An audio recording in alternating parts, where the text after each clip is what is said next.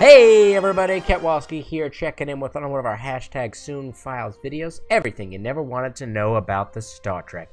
Today we're going to be talking about the Deep Space Nine crew and where they are currently within the Star Trek universe. This is a continuation of the other series that I've been doing on all the different crews. We're about halfway through all the crews right now, and we got quite a few to cover today because Deep Space Nine has so many people, so let's go ahead and jump right into it. Before we get started today, I do want to go ahead and tell you that we will be using both alpha and beta canon sources. Okay, so first up we have Major Kira. In the year 2375, Kira was promoted to the rank of commander and given control over Deep Space Nine.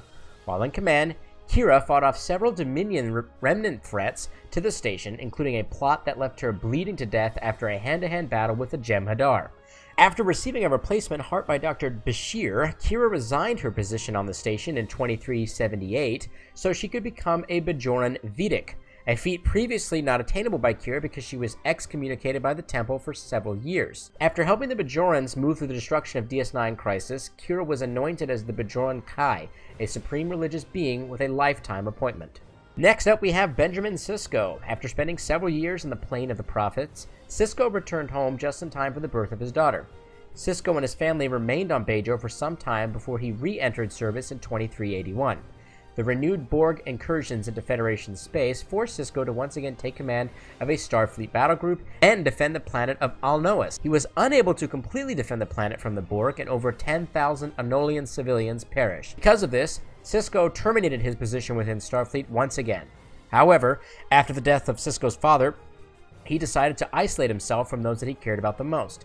In doing so, he separated from his second wife, recommissioned in Starfleet as the commander of the USS Robinson, and abandoned his children. On board, Sisko kept to himself, deciding to not build any personal relationships and focus entirely on work.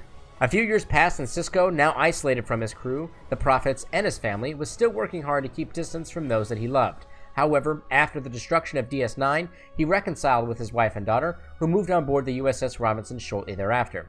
After participating in the rededication of a new Deep Space Nine space station, Sisko and his family were given orders to do a 5-year deep space exploration mission in the Gamma Quadrant. Chief O'Brien took up teaching position on Starfleet Academy in the year 2376. Following destruction of Deep Space Nine in 2383, O'Brien moved his family to Bajor to help with the reconstruction efforts. After the construction was complete, he took up the position as chief engineer of the station once again. After rejoining with the Great Link, Odo and his fellow changelings attempted to locate their creator, known as the Progenitor. However, after discovering the remains of their own god, many of the changelings left the Link and drifted off into space alone. Odo, along with a few other changelings, remained in an effort to rebuild the Dominion into a peaceful democracy. His plans were working for a time until an attack on the wormhole left him stranded back in the Alpha Quadrant. From there, Odo resigned to a more spiritual life on Bajor, with occasional visits to Kira. After the reconstruction of Deep Space Nine, he moved his life back on board the station, where he became the chief security officer once again. Following an assignment on the Breen homeworld of Salavat, Dr. Julian Bashir began a romantic relationship with a woman named Serena Douglas.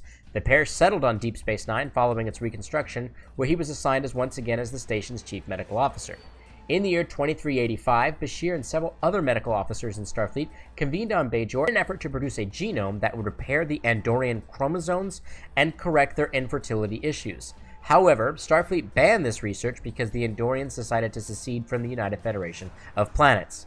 Bashir still created the cure and delivered it to the planet of Andor, where he was then promptly arrested by Federation authorities. After being pardoned for his crimes, Bashir and Serena lived out their lives while on the planet of Andor. There, he was considered a hero among the Andorians. In 2386, Bashir and Serena were working as double agents for Section 31. While attempting to enact a plan to expose the organization, Serena was captured and brainwashed into attacking Bashir. During their final confrontation, Serena badly wounded Bashir and eventually committed suicide so as to not allow her brainwashing to kill the man that she loved. 2 years later, Bashir lives in a catatonic state in the personal residence of Garak of Cardassia. He hasn't spoken a word or moved since his encounter with Serena. After spending time wandering around the Gamma Quadrant, Jake Sisko returned to Bajor, where he met and married a woman named Azina Corina. In 2381, Jake and Azina returned to Earth to be with his dying grandfather. After spending some time as a news reporter, Jake worked undercover during the Second Klingon Federation War in an effort to keep up communication between the two powers through back channels. Eventually, after that crisis abated, Jake was approached by his longtime friend Nog, who asked him to begin investigating a conspiracy involving the death of Charles Tucker III and the founding of the Federation. Jake and his wife have one daughter named Jennifer after his mother. In the year 2380, Dax was promoted to lieutenant commander and transferred to the USS Aventine. After this ship's captain and executive officer were killed in a Borg space battle, Dax took command of the ship and saved the remaining crew. Starfleet then filed a promotion for her to the rank of captain and gave her the Aventine. As captain, Dax was involved in several major conflicts with the Borg threat and was eventually tapped to arrest her former love interest on Andor, Dr. Julian Bashir. After Bashir was rendered catatonic, Dax volunteered to transport him back to Cardassia. In the year 2376, Quark was appointed by his brother Rom as the Ferengi ambassador to Bajor, thus making his famous Quark's Bar a sovereign Ferengi ground, which allowed him to continue making profits from Bajoran citizens. During the late 2382s, Quark reignited his long-standing romance with now Captain Ro Lauren of Starfleet. Together, they remained on the station at DS9 after its construction in 2383. In the year 2376, Nog went on the first Federation exploratory mission into the Gamma Quadrant post-Dominion War. Then, he served on board the USS Challenger as the head of security until its destruction in the year 2383. Eventually, he was able to transfer from security into an engineering position. First, he helped to rebuild Deep Space Nine, and then later took over as chief engineer of the USS Enterprise E. In the year 2409, Nog was promoted to the rank of captain and given command of the USS Chimera.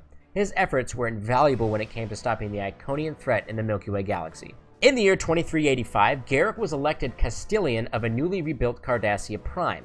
Under his new government, Garak was able to work with the Federation allies and contacts he created throughout the years to fast-track Cardassia's reconstruction efforts and secure the planet and himself a more prominent place within the Federation.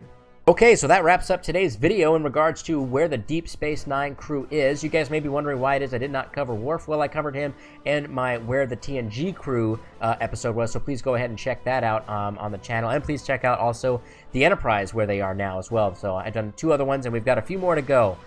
So anyways, what do you guys and gals think of the fate of the individual crew members? I think that Julian Bashir definitely got a poor stick of it. I think Kira got her ass kicked multiple times throughout her history, but eventually became like this cool religious prophet, which was, I think, kind of an interesting turn of events for her. Sisko kind of being a dick for a while. That, to me, is actually not surprising. And I like the fact that he reconciled with his family before going off into the Gamma Quadrant. I do like the fact that Nog eventually got his first command, and he was actually the first Ferengi, one of the very first Ferengi citizens to serve in Starfleet, and also one of the very first Ferengi to ever get command of his own starship. So that's pretty cool for him. Anyways, I'm curious to hear what all of you guys and gals think about everyone's fates. Do you think that they were justified? Do you think that some people got the shaft, like Dr. Bashir did, obviously? So I'm curious to hear what all of you guys and gals think about it. I hope that you guys found this video entertaining. If you did, please throw a like and subscribe up on YouTube. Please follow me on Twitter at RealKetwolski, and please follow me on Facebook at facebook.com/RealKetwolski. And I will see all of you guys next time. Live long and prosper, my Trekkies!